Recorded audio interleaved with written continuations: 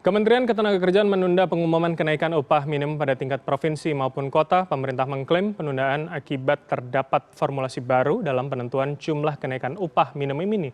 Benarkah tak seharusnya kenaikan upah minimum juga dibatasi oleh kata maksimal? Seberapa potensial realisasi dari kenaikan UM atau upah minimum untuk tahun depan?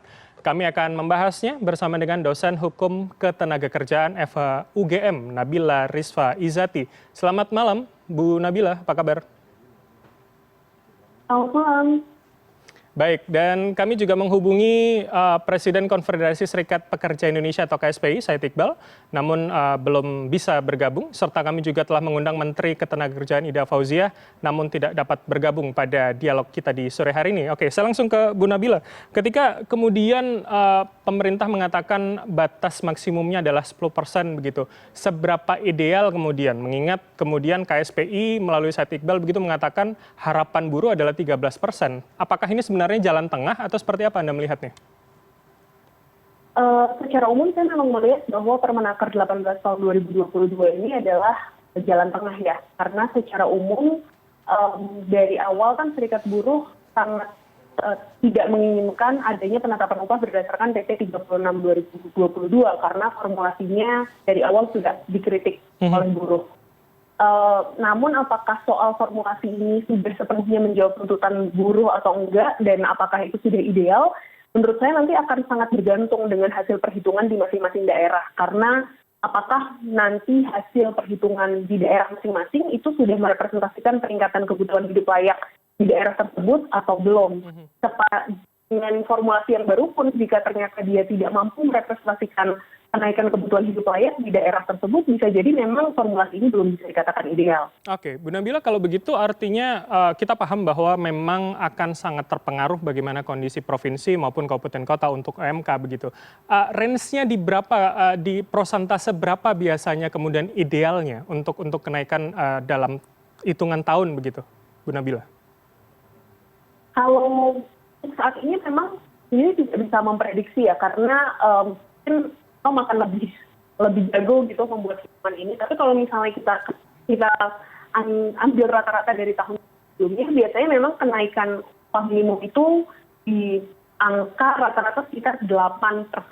Tapi itu dalam asumsi kondisi ekonomi sedang tidak ada yang bergejolak seperti sekarang. Sedangkan dalam kondisi sekarang kan kenaikan BBM kemarin, kemudian inflasi dan berbagai hal, berbagai situasi ekonomi yang terjadi belakangan ini menyebabkan kenaikan pengeluaran pekerja juga lebih tinggi dibandingkan dengan rata-rata tahun-tahun sebelumnya. Ini yang memang menurut saya membutuhkan kebijaksanaan tersendiri bagi Dewan Pengupahan ketika membuat perhitungan upah minimum di daerahnya. Oke, artinya ketika 8 adalah kondisi yang normal, tidak dengan kondisi beberapa catatan yang kemudian Anda sebutkan yang terjadi hari ini. Apakah kemudian 8 ini ketika misalkan nanti adalah kita bicara maksimal 10, maka sangat memungkinkan 8 terjadi. Apakah 8 ini menjadi angka yang seharusnya bisa dinaikkan lagi begitu, Bu Nabila?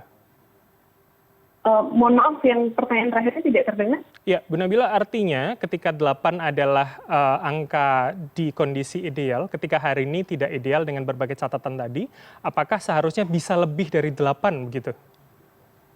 Menurut saya sangat mungkin. Menurut saya sangat mungkin bisa lebih dari 8, bahkan bisa dari 10. Dan ini tadi memang terkait dengan saya sendiri ketika membaca aturan ini tidak mendapatkan rasiologis sebenarnya batasan yang diberikan oleh pemerintah itu alasannya apa. Karena sepanjang pengetahuan saya memang kebijakan penetapan upah minimum itu sangat tidak lazim menggunakan cap maksimal. Jadi terutama dalam konteks Permenaker 18 2022 juga tidak ada justifikasi yang cukup clear sebenarnya cap 10% ini diambil untuk apa. Karena kan sebenarnya formulasinya sudah ada dan adanya cap tadi itu kontraproduktif dengan formulasi yang sudah diberikan oleh Permenaker 18 2022. Harusnya jika pemerintah sudah firm, yakin dengan formulasi yang diberikan oleh Permenaker 18 2022, harusnya itu ada cap 10% karena pertumbuhan ekonomi di masing-masing daerah itu bisa jadi sangat fluktuatif dan bisa jadi ada daerah-daerah yang memang kenaikannya bisa signifikan di atas 10%. Oke, Bu Nabila, kalau begitu apakah memungkinkan ketika tidak ada frasa maksimal 10%, maka sebetulnya kalau kita hitung menggunakan hitungan baru yang diklaim pemerintah terdapat pada Kemenaker 18 2022 itu akan mungkin lebih dari 10% begitu, Bu Nabila? Ini pertanyaan yang tidak bisa saya jawab juga karena saya sendiri belum pernah menghitung di semua provinsi Indonesia. Tapi kalau saya ambil contoh dari provinsi DIY, sebenarnya kemarin yang saya sudah mengikuti perhitungannya, dilakukan perhitungan oleh Serikat Buruh, sebenarnya dengan formulasi yang sekarang pun juga tidak sampai 10%. Jadi saya tidak tahu apakah ada daerah-daerah yang dengan formulasi sekarang itu akan bisa lebih dari 10%, tapi ini tetap tidak menjawab gitu. Kenapa kok harus ada cap 10% di Permenaker 18 2022 ini. Oke. Kalau kemudian kita coba menggunakan skema kota besar paling tidak yang ada di Pulau Jawa, misalkan ada Surabaya, Yogyakarta, kemudian Jakarta begitu, apakah angka 10 ini sudah menjadi ideal atau kemudian di angka 13 seperti yang kemudian dituntut KSP ini menjadi angka ideal mengingat kondisi hari ini, Bu Nabila? Kalau saya tetap berpendapat bahwa ketika kita berbicara soal idealita dari kenaikan upah minimum, maka yang harus dilihat adalah angka kebutuhan hidup layak di daerah masing-masing. Dan angka 13% yang diberikan oleh Serikat Buruh itu memang berdasarkan pada survei KHL yang dilakukan oleh mereka. Menurut saya itu adalah angka yang masuk akal gitu, karena memang kan kritik utama terhadap formulasi hanya 100% berdasarkan data-data makro dari BPS adalah seringkali itu kemudian tidak representatif dengan kenyataan di lapangan. Bagaimanapun yang paling representatif dengan kenyataan di lapangan adalah perhitungan berdasarkan KHL. Ada serikat buruh yang sudah melakukan perhitungan berdasarkan KHL di daerah masing-masing dan kemudian ternyata UMP yang seharusnya dinaikkan di tahun ini adalah di angka 13%. Menurut saya sangat asal hal tersebut untuk dicapai gitu. Berarti ada kemudian instrumen lain, ada kemudian faktor lain yang mempengaruhi kemudian perhitungan pemerintah, misalkan sektor usaha yang mungkin tidak ingin terlalu besar begitu lonjakan dari kenaikan upah minimum ini? Betul, saya sangat memahami ya bahwa memang di dalam kondisi ekonomi yang seperti ini tentu saja kita harus melihat dari dua sisi, antara dari sisi pekerja dan pengusaha. Tapi saya merasa bahwa ketika kita bicara konteks penetapan upah minimum itu memang kebutuhan pekerja yang seharusnya diutamakan, karena upah minimum itu kan berbicara mengenai pemenuhan kebutuhan hidup layak, pemenuhan kehidupan yang standar begitu, yang setidaknya ada di batas minimal kebutuhan hidup layak. Jadi memang seharusnya ketika kita berbicara soal minimum, maka lebih condong pada kepentingan kebutuhan pekerja. Sedangkan kepentingan dan kebutuhan pengusaha itu sebenarnya bisa disupport pemerintah melalui upaya-upaya lain, misalnya dengan memberikan insentif-insentif kepada industri dalam bentuk misalnya pemotongan pajak atau insentif-insentif lain yang bisa dilakukan untuk menggerakkan ekonomi, karena kita tentu saja ingin ekonomi ini tetap bergerak dan kita ingin mensupport pengusaha, tapi kan merasa bahwa seharusnya bergeningnya bukan di soal upah minimumnya jangan terlalu tinggi, karena kan upah minimum itu sebenarnya juga akan berpengaruh terhadap daya beli dari pekerja, dan daya beli dari pekerja juga akan menggerakkan ekonomi. Jadi idealnya memang upah minimum ini tetap sesuai dengan kenaikan kebutuhan hidup daerah masing-masing agar daya beli pekerja itu tidak tergerus dan tujuan kita untuk menggerakkan ekonomi itu akan bisa sama-sama berjalan gitu. Oke, ini kemudian berarti akan ada efek domino begitu ya. Ini terkait dengan juga kemudian daya beli dari para pekerja. Ini juga menarik kemudian ketika tadi kita sama-sama mempertanyakan ketika diberlakukan Permenaker 18 nomor 2022 kemudian diklaim kemudian ada hitungan yang baru, atau apakah jangan-jangan kemudian sudah tepat penggunaan Permenaker ini, atau jangan-jangan kita merujuk saja pada Undang-Undang Cipta Kerja nomor 11 dan juga PP 36 2021 kalau kemudian ada perhitungan yang lebih ideal begitu, Bu Nabila? Menurut Anda seperti apa? Ini memang tricky ya, karena memang saya termasuk orang yang cukup sering mengkritisi Undang-Undang Cipta Kerja maupun peraturan pelaksananya, dalam hal ini PP 36 2021. Dan memang kalau kita bicara dalam konteks normatif, yang ideal adalah ketika formulasi PP 36 2021 itu memang dirasa tidak sesuai atau tidak ideal, maka yang baiknya dilakukan revisi terhadap PP 36 2021 dalam bentuk peraturan pemerintah juga. Permasalahannya adalah ini kan memang sebuah kondisi yang sekarang sedang unprecedented karena di satu sisi kita punya putusan Mahkamah Konstitusi yang secara tidak langsung tidak memperbolehkan pemerintah, bukan secara tidak langsung ya, secara langsung tidak, secara jelas tidak memperbolehkan pemerintah untuk menerbitkan peraturan pelaksana baru terkait Undang-Undang Cipta Kerja, tidak memperbolehkan untuk membuat kebijakan-kebijakan yang bersifat strategis terkait dengan Undang-Undang Cipta Kerja. Sementara di sisi lain, kenaikan BBM, inflasi besar-besaran tahun ini, itu tidak akan bisa terrepresentasikan oleh formulasi UMP yang ada di PP 36 2021 yang sudah ada sebelumnya. Sehingga saya merasa sih memang Permenaker 18 2022 ini adalah jalan pintas alternatif ya, oke. pintas sementara untuk bisa menyelesaikan ini. Tapi untuk kedepannya memang menurut saya tetap perlu ada evaluasi yang menyeluruh terhadap formulasi PP 36 2021. Gitu. Nah, cukup terlihat dinamika yang terjadi selama dia diberlakukan 2 tahun ini ternyata tidak sesuai dengan tujuan awalnya yang mau mencari keseimbangan dan upah minimum yang berkeadilan bagi kedua belah pihak gitu. Baik. Ini kemudian yang menarik, artinya pertanyaannya adalah apakah kemudian kita akan tetap dengan solusi jangka pendek ini atau kemudian harus diperbarui dengan PP yang baru begitu ya. Tapi jangan dijawab dulu Bu Nabila karena kita akan jeda sejenak. Pemirsa tetaplah bersama kami di CNN Indonesia Newsroom.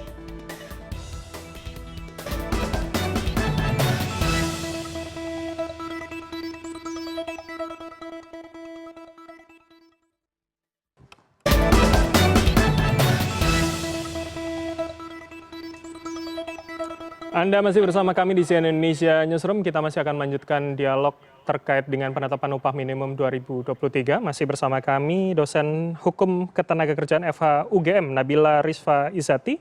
Dan kemudian ada narasumber yang bergabung melalui sambungan telepon, Presiden Aspek Indonesia dan juga Presidium Gerakan Buruh Indonesia, Mirah Sumirat. Ibu Mirah, sudah bergabung bersama kami kah? Siap, sudah. Baik, ini saya akan melanjutkan yang kemudian saya tanyakan tadi ke Bu Nabila begitu. Terkait dengan kalau kita bicara solusi jangka pendek, apakah jangan-jangan kita hanya menggunakan ini dulu, atau kemudian sebelum berganti tahun kita harus mengganti PP-nya, atau kemudian kita siapkan untuk 2024 di tahun berikutnya, Bu Nabila? Kalau menurut saya memang ini adalah solusi jangka pendek untuk tahun 2023 sepanjang pemerintah belum bisa merevisi PP 36 2021 ya, karena kan memang masih diberikan batasan oleh MK sampai Undang-Undang Cipta Kerjanya direvisi, maka tidak diperbolehkan ada peraturan pelaksana baru. Dan ini sebenarnya batas waktunya adalah tahun depan di tahun 2024. Jadi memang saya kira untuk di tahun 2023. Jadi menurut saya nanti untuk yang UMP 2024 harusnya memang sudah bisa menggunakan, perlu ada evaluasi lah terhadap PP 36 2021 dan memang jika dirasa perlu untuk direvisi ya berarti memang perlu direvisi dalam bentuk peraturan pemerintah yang baru. Oke. Perlu kemudian ada regulasi yang mengatur untuk kemudian bisa kita gunakan secara jangka panjang begitu ya Bu Nabila. Oke, saya akan ke Bu Mirah begitu. Bu Mirah, kita membahas apakah kemudian butuhkah frase batasan maksimal 10%. Bagaimana buruh melihatnya Bu? Apakah jangan-jangan sebenarnya kebutuhannya adalah di atas 10%, Bu Mirah? Iya, jadi gini Mas Bram, terkait dengan perhitungan UMP yang tidak menggunakan PP 36, ini sesungguhnya pemerintah sudah tepat ya mengambil keputusan karena ini sesuai seiring sejalan dengan keputusan Mahkamah Konstitusi atas JR Undang-Undang Cipta Kerja di 2021 lalu. Jadi artinya sudah tepat ketika pemerintah memaksakan justru ya kemarin-kemarin tahun 2020, 2021, 2022 justru menggunakan PP 36, justru itu ada sebuah pelanggaran konstitusi. Nah artinya maka dari itu ketika memang putusan MK itu bahwa Undang-Undang Cipta Kerja inkonstitusional, maka seluruh peraturan yang menjadi turunannya termasuk PP 36 itu tidak berlaku, jangan digunakan gitu loh. Tetapi kan lagi-lagi pemerintah kemarin 3 tahun kemarin itu menggunakan. Nah, ketika Serikat Pekerja Serikat Buruh meminta untuk tidak menggunakan lagi PP 36 untuk UMP, perhitungan UMP, kemudian pemerintah mengakomodir ya ini bagian daripada bahwasannya pemerintah masih paham ternyata paham terkait dengan aturan ini. Baik, Bu Mira, tapi kemudian tadi kita membahas ini kemudian seakan-akan menjadi solusi jangka pendek begitu. Karena kemudian ada perhitungan yang berubah terkait dengan standar UMP yang ditentukan pemerintah. Ya. Apakah menurut Anda dan teman-teman buruh juga dibutuhkan regulasi baru untuk kemudian mengatur lebih matang begitu terkait dengan adanya minimum dari kenaikan upah ini sendiri? Makanya ketika putusan Mahkamah Konstitusi itu menyampaikan itu Undang-Undang Cipta Kerja inkonstitusional, maka ketika asalkan itu bersyarat ya, sepanjang syaratnya itu belum terpenuhi, maka berlakulah peraturan yang lama, Undang-Undang 13 tahun 2003 atau PP 78 untuk pengupahan. Seharusnya pemerintah menggunakan PP 78 tahun 2015 yaitu pertumbuhan ekonomi dan inflasi. Seharusnya pakai itu. Jadi nggak ada batasan-batasan yang tadi disampaikan di dalam Kepmen 18 itu ada batasan maksimal gitu ya. Itu juga saya kritisi ya, kami kritisi dari pekerja buruh gitu. Padahal kenyataannya kami faktanya kebutuhan hidup layak kami itu lebih daripada itu. Makanya ada satu celah yang menurut kami masih lemah juga, bahwasannya di Kepmen ini ada batasan 10%. Padahal kenyataannya kami kebutuhan kami lebih daripada 10% tersebut sesuai dengan yang kami tuntut awal yaitu 13%. Padahal angka 13% pun angka kompromi yang kami sodorkan kepada pemerintah. Harusnya lebih daripada 13%. Dan kalau dikatakan itu hanya untuk jangka pendek, pemerintah juga kan harus segera ya berikan waktu 2 tahun gitu. Nah, apa ininya solusinya kalau memang nggak ada kan kembali putusannya menyatakan kembali ke undang-undang yang sebelumnya gitu. Nah, kalau memang misalnya dalam hal ini mereka nggak mau, misalnya harus segera gunakan Perpu, peraturan pengganti undang-undang itu. Oke, artinya kemudian ketika Anda tadi mengatakan standing point-nya adalah karena ada frasa maksimal 10%, 13% itu adalah angka ideal atau kemudian yang sangat negotiable untuk kemudian harapan teman-teman buruh bisa dinaikkan? Gini, 13% yang kami usulkan itu adalah angka bijaksana dari kami, kompromi kami untuk pemerintah. Yang seharusnya angka 13% itu bukan angka 13%, tapi angka lebih daripada 13%. Hasil survei pasar yang kami lakukan, ini survei pasar secara nyata ya, secara real di 5 pasar tradisional dan juga modern, kami mendapatkan angka 20% untuk UMP tahun 2023. Tapi karena kami juga memahami kondisi usaha, kemudian juga kondisi ekonomi, maka angka 13% lah itu kami ajukan gitu. Jadi itu angka 13% itu udah angka yang sangat minim bagi kami gitu. Tapi ketika pemerintah memutuskan ada maksimalisasi di angka 10% bagi kami itu ya bagian daripada satu celah yang itu juga masih kami lihat kelemahan lah dari sisi upah. Baik, oke. Saya tanyakan ke Bu Nabila, ketika kemudian tuntutannya adalah 13%, tadi di segmen sebelumnya kita mengatakan bahwa sangat rasional juga di atas 8 begitu dengan kondisi yang banyak sekali catatan. Apakah kemudian biasanya kalau dilihat dari pola yang sudah ada, apakah akan jauh dari angka tuntutannya atau jangan-jangan pemerintah akan punya sendiri begitu biasanya, Ibu?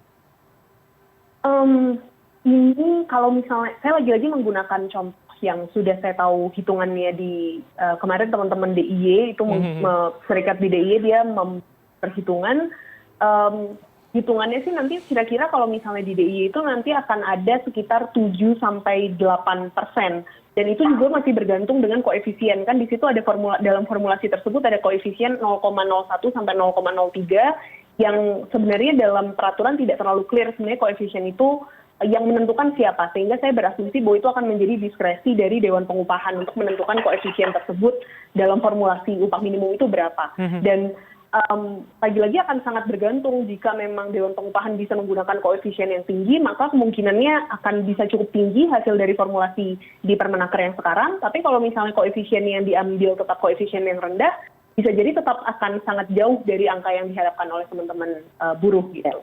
Oke, tergantung angka koefisien yang kemudian akan ditentukan oleh pemerintah. Oke, saya akan tanyakan kepada Bu Mira, ketika kemudian saat ini diundur kurang lebih tanggal 28 kalau tidak salah akan diumumkan untuk UMP provinsi begitu, ketika nanti tidak sesuai dengan harapan dari teman-teman buruh atau misalkan akan stuck di angka maksimal 10% seperti yang diklaim oleh pemerintah, apa kemudian langkah dari teman-teman buruh, Ibu?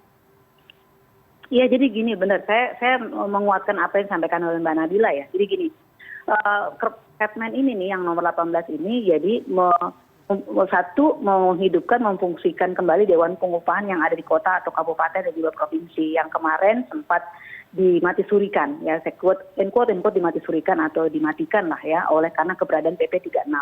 Nah, dengan ada Kepmen ini maka semua akan dilimpahkan, akan difungsikan kepada Dewan Pengupahan yang ada 3 unsur dari serikat pekerja, pengusaha, dan pemerintah. Dewan Pengupahan kota, kabupaten, dan juga provinsi.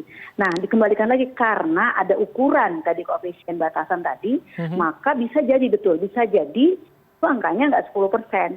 Kawan-kawan katanya saya juga dapat informasi dari kawan-kawan DKI itu angkanya nggak sampai 5% tuh.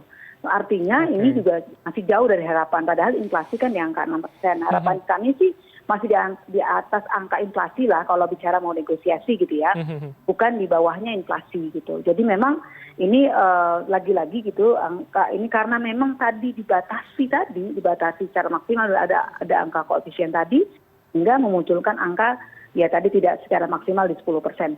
Bukan feeling ya, kenyataannya kami sudah tanya kepada kawan-kawan Dewan Pengupahan di anggota kami di berbagai provinsi itu, rata-rata sekitar 7-8% didapatkan. Tapi saya mau negaskan lagi nanti di DKI itu kawan-kawan menyampaikan baru 5% gitu, sampai 5% dia. Harapannya kemudian Dewan Pengupahan daerah baik provinsi atau kabupaten kota akan cukup memahami begitu ya bagaimana kondisi dan situasi ekonomi yang ada di daerah tersebut. Terakhir Ibu, ketika nanti tanggal 28 ternyata tidak sesuai dengan harapan teman-teman buruh, apa yang kemudian akan dilakukan? Kalau tidak sesuai sih gini, prinsipnya kami mengapresiasilah kepada keputusan pemerintah untuk tidak menggunakan PP 36 tahun 2021 untuk perhitungan UMP ini. Artinya seiring sejalan atas apa tuntutan kami yang 3 tahun yang lalu gitu ya, dari 2020, 2021, dan 2022. Itu yang pertama. Yang kedua, ketika nanti misalnya terjadi tidak yang 10% itu tidak maksimal, saya kira yang terpenting adalah di atas nilai inflasi yang berjalan. Oke. Baik. Kita akan tunggu tentu seperti apa kemudian berapa kemudian kisaran kenaikan yang ditetapkan oleh pemerintah beberapa hari lagi. Terima kasih telah bergabung bersama kami Presiden Aspek Indonesia dan juga Presidium Gerakan Buruh Ibu Mira Sumirat serta dosen hukum ketenagakerjaan Fakultas Hukum Universitas Gadjah Mada Nabila Rizfa Izati telah bergabung bersama kami. Selamat malam, salam sehat selalu Ibu-ibu. Selamat malam Mas Bram.